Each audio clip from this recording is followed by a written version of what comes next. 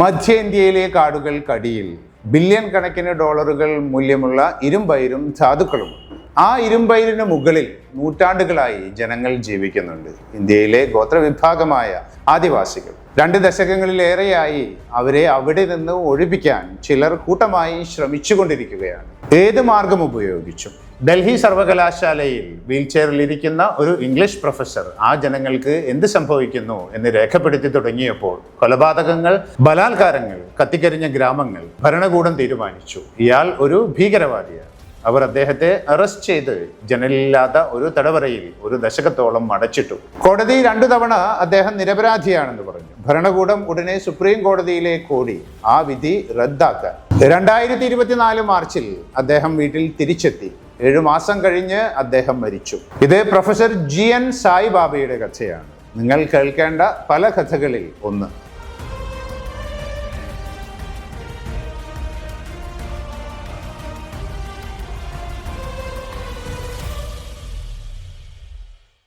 സായിബാബ എന്തിന് ജയിലിൽ അടക്കപ്പെട്ടു എന്നറിയണമെങ്കിൽ ഛത്തീസ്ഗഡിലെയും ഗഡ്ചിറോളിയുടെയും കാടുകൾക്കടിയിൽ എന്താണ് ഉള്ളതെന്ന് മനസ്സിലാക്കണം. ഇന്ത്യയുടെ 38% ചിന്നൈരും, 20% ബോക്സൈറ്റും, 18% ഇരുമ്പയിരും, 17% കൽക്കരിയും, 4% വജ്രവും ഛത്തീസ്ഗഡിലാണ്. ബസ്താർ മേഖല ഇന്ത്യയിലെ ഏറ്റവും സമ്പന്നമായ ഇരുമ്പയിര് നിക്ഷേപങ്ങളുടെ ഇടമാണ്. യഥാർത്ഥ പ്രശ്നം ഇരുമ്പയിരാണ്.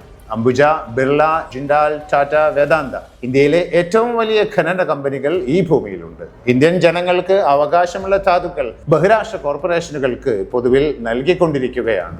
ആ കോർപ്പറേഷനുകൾക്കും ഖനനത്തിനുമിടയിൽ ആദിവാസി സമൂഹങ്ങളാണ് തടസ്സം. ആ ഭൂമി ആരുടെ ഭൂമിയാണോ, ആ കാടുകൾ ആരുടേതാണോ, ആ ജനങ്ങൾ. ഇവർക്ക് നിയമപരമായ സംരക്ഷണം ഉണ്ടായിരുന്നു, വനാവകാശ നിയമങ്ങളുണ്ടായിരുന്നു, ഭരണഘടനാ ഉറപ്പുകളുണ്ടായിരുന്നു. പക്ഷേ യഥാർത്ഥത്തിൽ മറ്റൊരു സംവിധാനമായിരുന്നു പ്രവർത്തിച്ചിരുന്നത്. 2025 ഛത്തീസ് ഗവൺമെന്റ് ഒരു പീസ് മൂവ്മെന്റ് ആരംഭിച്ചു. സാൽവ ജുഡും. ലോക്കൽ ഗോണ്ടി ഭാഷയിൽ ഇതിനെ ശുദ്ധീകരണ വേട്ട എന്ന് പറയാം. 2ാം ഘട്ട സാൽവ ജുഡും ആരംഭിച്ചത് 2005 ജൂണിലാണ്. ടാറ്റ സ്റ്റീൽ ഛത്തീസ്ഗഡ് സർക്കാരുമായി ബസ്റ്റാറിൽ ഒരു സ്റ്റീൽ പ്ലാന്റ് തുടങ്ങാൻ 10,000 കോടി രൂപയുടെ ധാരണാപത്രം ഒപ്പിട്ട് 1 ദിവസം കഴിഞ്ഞ്.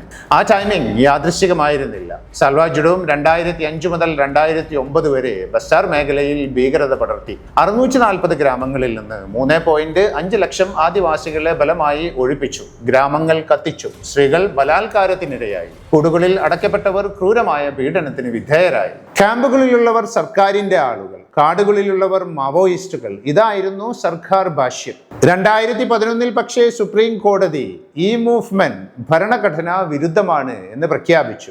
ഭരണകൂടത്തിന് ആവശ്യം ഇനി ഒന്ന് മാത്രമായിരുന്നു. ഇനി നടക്കുന്ന കാര്യങ്ങൾ ആരും കാണരുത്, അറിയരുത്, അറിയുകയാണെങ്കിൽ തന്നെ രേഖപ്പെടുത്തരുത്. പക്ഷേ സംഭവിച്ചത് മറ്റൊന്ന്. ഗോകരകൊണ്ട നാഗ സായിബാബ 1967 ആന്ധ്രാപ്രദേശിലാണ് ജനിക്കുന്നത്. കുട്ടിക്കാലത്ത് പോളിയോ വന്ന് കാലുകൾ തകർന്നു. ചക്രക്കസേരയിൽ ജീവിതം ആരംഭിച്ചു. 90% ശാരീരിക വൈകല്യമുള്ള ഒരു മനുഷ്യൻ. എന്നാൽ ശരീരം അദ്ദേഹത്തിന്റെ മനസ്സിനെ തടഞ്ഞില്ല. ഡൽഹി സർവകലാശാലയിലെ റാംലാൽ ആനന്ദ് കോളേജിൽ ഇംഗ്ലീഷ് സാഹിത്യ പ്രൊഫസറായി മാറി അദ്ദേഹം. ക്ലാസ് മുറിക്ക് പുറത്ത് പക്ഷേ വർഷങ്ങളോളം ഛത്തീസ്ഗഡിലും ഗഡ്ചിറോളിയിലും ആദിവാസി ദളിത് സമൂഹങ്ങൾക്ക് എന്ത് സംഭവിക്കുന്നു എന്ന് അദ്ദേഹം ഓർഗനൈസ് ചെയ്ത് രേഖപ്പെടുത്തി ലോകത്തോട് വിളിച്ചു പറഞ്ഞു. അദ്ദേഹം ആയുധമേന്തിയില്ല, പകരം ഫോറങ്ങൾ സംഘടിപ്പിച്ചു, ലേഖനങ്ങൾ എഴുതി, മനുഷ്യാവകാശ യോഗങ്ങൾ ഓർഗനൈസ് ചെയ്തു. അദ്ദേഹത്തിന്റെ ആയുധങ്ങൾ വാക്കുകളും രേഖകളും മൈക്രോഫോണുമായിരുന്നു. പക്ഷേ ഗവൺമെന്റിന്റെ ഭാഷ്യത്തിൽ ദേശീയ സുരക്ഷയ്ക്ക് ഭീഷണിയാകാൻ ഇതുമാത്രം മതിയായിരുന്നു. 2014 മെയ് 9 ഡൽഹി സർവകലാശാല ക്യാമ്പസ് വിടുമ്പോൾ സിവിൽ വേഷത്തിലുള്ള പോലീസ് ഉദ്യോഗസ്ഥർ അദ്ദേഹത്തെ ചക്രക്കസേരയിൽ നിന്ന് ബലമായി വലിച്ചെടുത്ത് വാനിലേക്ക് എറിഞ്ഞു. കൈക്ക് പരിക്ക് പറ്റി. വീട് റെയ്ഡ് ചെയ്ത് 16 GB മെമ്മറി കാർഡും ലഘുലേഖകളും ഒരു ഹാർഡ് ഡ്രൈവും തെളിവാക്കി. യുവാപ്പ ചുമത്തി. ഈ നിയമത്തിൽ ജാമ്യം ഏതാണ്ട് അസാധ്യം. നിയമവിരുദ്ധ പ്രവർത്തനം എന്ന നിർവചനം ഏതാണ്ട് ഏത് കാര്യത്തിനും ചേർക്കാമെന്നതുകൊണ്ട് ഒരിക്കൽ ആരോപണം ചുമത്തിയാൽ ജുഡീഷ്യൽ അനുമാനം നിങ്ങൾക്കെതിരെ തന്നെയാണ് നിൽക്കുക. 2017 മാർച്ചിൽ ഒരു ICUവിൽ ചികിത്സ നേടുന്നതിനിടെ ഗഡ്ചിറോളിയിലെ കോടതി പ്രഖ്യാപിച്ചു അദ്ദേഹത്തിന് ജീവപര്യന്തം ശിക്ഷ. കട്ടിൽ വിട്ട് ജയിൽ സെല്ലിലേക്ക് അദ്ദേഹം മാറേണ്ടി വന്നു. ന്യായാധിപൻ പറഞ്ഞു, ശരീരത്തിന്റെ പ്രവർത്തനമില്ലായ്മ ഒരു പ്രശ്നമല്ല, മസ്തിഷ്കം ഇപ്പോഴും പ്രവർത്തിച്ചു കൊണ്ടിരിക്കുന്നു. അവർ അദ്ദേഹത്തെ അണ്ടാ സെല്ലിലിട്ടു. ഹിന്ദിയിൽ പറഞ്ഞാൽ മുട്ടയുടെ ആകൃതിയിലുള്ള ഒരു സെൽ, വളഞ്ഞ ചുവരുകൾ, അടഞ്ഞ ജനലില്ലാത്ത സെൽ. നാഗ്പൂർ സെൻട്രൽ ജയിലിൽ ഇത് ഏറ്റവും അപകടകരമായ കുറ്റവാളികൾക്ക് വേണ്ടി റിസർവ് ചെയ്യപ്പെട്ടതാണത്രേ. ജനലില്ലാത്ത, സൂര്യപ്രകാശമില്ലാത്ത ഒരു മുറിയിൽ ഒറ്റത്തടവിൽ 24 മണിക്കൂർ CCTV നിരീക്ഷണത്തിൽ. ചക്രക്കസേരയിൽ അദ്ദേഹത്തിന് ടോയ്ലറ്റിൽ എത്താൻ കഴിഞ്ഞില്ല. മൂത്രമൊഴിക്കാനോ മലമൂത്ര വിസർജനത്തിനോ കുളിക്കാനോ 2 പേർ പിടിക്കണം. അദ്ദേഹത്തിന്റെ ഭാഷയിൽ ജയിൽ ജീവിതം അദ്ദേഹത്തെ ഉണങ്ങിയ ഒരു ജഡമാക്കി മാറ്റി. 19 രേഖപ്പെടുത്തിയ രോഗങ്ങൾ ഇദ്ദേഹത്തിനുണ്ടായിരുന്നു. 2021 ജനുവരിയിൽ COVID-19 ബാധിച്ചു. 2022 ഫെബ്രുവരിയിൽ വീണ്ടും. പക്ഷേ ചികിത്സ നിഷേധിക്കപ്പെട്ടു. ഇടയ്ക്ക് ബോധം കെട്ടു. ജയിൽ അധികൃതർ ഡോക്ടർമാരുടെ ശുപാർശകൾ അവഗണിച്ചു. അദ്ദേഹത്തിന്റെ അമ്മ ക്യാൻസർ ബാധിതയായി. പരോൾ പക്ഷേ അനുവദിക്കപ്പെട്ടില്ല. അമ്മ മകനൊപ്പമില്ലാതെ മരിച്ചു. 4 UN സ്പെഷ്യൽ റപ്പോർട്ടറുകൾ ഔദ്യോഗികമായി ഇന്ത്യ ഗവൺമെന്റിനോട് ആരോഗ്യ കാരണങ്ങളാൽ അദ്ദേഹത്തെ വിട്ടയക്കാൻ ആവശ്യപ്പെട്ടു. നടപടിയൊന്നും ഉണ്ടായില്ല. അദ്ദേഹത്തോടൊപ്പം വിചാരണ ചെയ്യപ്പെട്ട 5 സഹപ്രതികളിൽ ഒരാൾ ജ്വരം ചികിത്സിക്കാതെ ജയിലിൽ വെച്ച് മരിച്ചു. 2022 ഒക്ടോബർ 14 ബോംബെ ഹൈക്കോടതിയുടെ നാഗ്പൂർ ബെഞ്ച് സായിബാബയെയും കൂട്ടാളികളെയും വിട്ടയച്ചു. പഴയ കോടതി നടപടികൾ നൾ ആൻഡ് വോയിഡ് എന്ന് പ്രഖ്യാപിച്ചു. ആ ആഹ്ലാദം പക്ഷേ കുറച്ചു മണിക്കൂറുകൾ മാത്രമേ നീണ്ടു നിന്നുള്ളൂ. കാരണം മഹാരാഷ്ട്ര ഭരണകൂടം അടുത്തതായി ചെയ്തത് വളരെ വിചിത്രമായ ഒരു കാര്യമാണ്. സോളിസിറ്റർ ജനറൽ തുഷാർ മെഹ്ത ഈ കാര്യം ചീഫ് ജസ്റ്റിസിന്റെ ബെഞ്ചിൽ കൊണ്ടുവരാൻ ശ്രമിച്ചു. അന്നത്തെ നടപടിക്രമങ്ങൾ പൂർത്തിയായതിനാൽ അദ്ദേഹം ജസ്റ്റിസ് ചന്ദ്രചൂഡിന്റെ ബെഞ്ചിലേക്ക് എത്തി. സായിബാബയെ വെറുതെ വിട്ട വിധി സ്റ്റേ ചെയ്യാൻ അദ്ദേഹം വിസമ്മതിച്ചു. പിന്നീട് കോടതിക്ക് അവധി ദിവസമായ സാറ്റർഡേ 2 ജഡ്ജിമാരടങ്ങുന്ന ഒരു സ്പെഷ്യൽ ജഡ്ജ് രൂപീകരിക്കപ്പെട്ടു. അതിൽ ഒന്നാമത് ജസ്റ്റിസ് ബാല ത്രിവേദി. ഗുജറാത്ത് ഭരണകൂടത്തിന്റെ നിയമ സെക്രട്ടറിയായി നരേന്ദ്രമോദി ഗുജറാത്ത് മുഖ്യമന്ത്രിയായിരുന്ന കാലത്ത് സേവനം ചെയ്ത ആൾ. ഒപ്പം ജസ്റ്റിസ് MR ഷാ. 2 പേരും കൂടി സായിബാബയുടെ വിട്ടയക്കൽ ഉത്തരവിനെ സ്റ്റേ ചെയ്തു. അദ്ദേഹം വീണ്ടും ജയിലിലേക്ക് യാത്രയാകേണ്ടി വന്നു.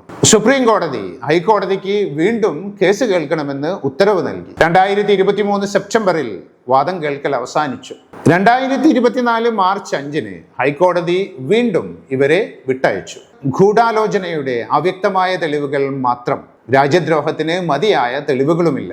പക്ഷേ ഉത്തരവ് ഔദ്യോഗികമായി പ്രകാശിതമാകുന്നതിന് മുമ്പ് Maharashtra special leave petition file ചെയ്തു. ഇത്തവണ സുപ്രീം കോടതി സ്റ്റേ ചെയ്തില്ല. 2024 മാർച്ച് 7 ആദ്യ അറസ്റ്റ് മുതൽ 3592 ദിവസം കഴിഞ്ഞ് professor GN Saibaba Nagpur central jail വിട്ടിറങ്ങി. ആകെ അവശനായ നിലയിലാണ് അദ്ദേഹം വീട്ടിലെത്തിയത്. ചികിത്സ നിഷേധിക്കപ്പെട്ടതുകൊണ്ട് പിത്തസഞ്ചിയുടെ അവസ്ഥ ഗുരുതരമായി. ഹൈദരാബാദിലെ ആശുപത്രിയിലേക്ക് കൊണ്ടുപോയ അദ്ദേഹത്തിന് അടിയന്തരമായി ചികിത്സ വേണ്ടി വന്നു. 2024 ഒക്ടോബർ 12 ഹൈദരാബാദിലെ നിസാം ഇൻസ്റ്റിറ്റ്യൂട്ട് ഓഫ് മെഡിക്കൽ സയൻസസിൽ ഹൃദ്രോഗബാധ മൂലം പ്രൊഫസർ അന്തരിച്ചു. അദ്ദേഹത്തിന് വെറും 57 വയസ്സായിരുന്നു പ്രായം. ഒരു ദശകത്തോളം ജനലില്ലാത്ത ഒരു സെല്ലിൽ കഴിഞ്ഞ ഗോത്ര ജനവിഭാഗങ്ങൾക്ക് വേണ്ടി യോഗങ്ങൾ ഓർഗനൈസ് ചെയ്ത് ലേഖനങ്ങൾ എഴുതിയ ഒരു മനുഷ്യൻ. ഫ്രണ്ട് ലൈൻ ഡിഫൻഡേഴ്സ് വ്യക്തമായി പ്രഖ്യാപിച്ചു, അദ്ദേഹത്തിന്റെ തെറ്റായ ജയിൽവാസവും ചികിത്സാ നിഷേധവും മരണത്തിന് കാരണമാകുകയാണ് ചെയ്തത്. ആക്ടിവിസ്റ്റുകൾ ഇതിനെ ഇൻസ്റ്റിറ്റ്യൂഷണൽ മർഡർ എന്ന് വിളിക്കുന്നു. സോ ഈ കേസ് യഥാർത്ഥത്തിൽ എന്തിനെ കുറിച്ചാണ്? അത് അദ്ദേഹത്തിൽ ആരോപിക്കപ്പെട്ട മാവോയിസത്തെ കുറിച്ചായിരുന്നില്ല. കാരണം 2 പ്രാവശ്യവും കോടതി അദ്ദേഹത്തെ കുറ്റവിമുക്തനാക്കുകയാണ് ചെയ്തത്. ഇത് ഒരു ഭരണ സംവിധാനത്തെ കുറിച്ചാണ്. തങ്ങളുടെ വിമർശകർ മൂകരാകണം എന്ന് ആഗ്രഹിക്കുന്ന ഒരു സംവിധാനം. ബസ്താറിലും കച്ചിറോളിയിലും ലക്ഷക്കണക്കിന് ആദിവാസി ജനങ്ങൾ ഒഴിപ്പിക്കപ്പെട്ടു കഴിഞ്ഞു. ഗ്രാമങ്ങൾ കത്തിക്കരിഞ്ഞു. കാടുകൾ ഖനന കമ്പനികൾക്ക് നൽകപ്പെട്ടു. സായിബാബ ഇതിന്റെ ഒരു പബ്ലിക് റെക്കോർഡ് ഉണ്ടാക്കുകയായിരുന്നു. അദ്ദേഹം ഒറ്റക്കല്ല. ഡോക്ടർ ബിനായക് സെൻ 2007, ഭീമ കൊറേഗാവ് കേസ് 2008, ജാർഖണ്ഡ്, ഛത്തീസ്ഗഡ്, മഹാരാഷ്ട്ര, ഒഡീഷ, ഒട്ടനവധി ആർട്ടിസ്റ്റുകൾ. ഒരേ ത്രെഡ്. ഗോത്രജനങ്ങൾ ഭൂമി നഷ്ടപ്പെടുന്ന സ്ഥലങ്ങളിൽ ഭരണകൂടത്തിന്റെ ഇടപെടലുകൾ തുറന്നു കാണിക്കുന്നവർ.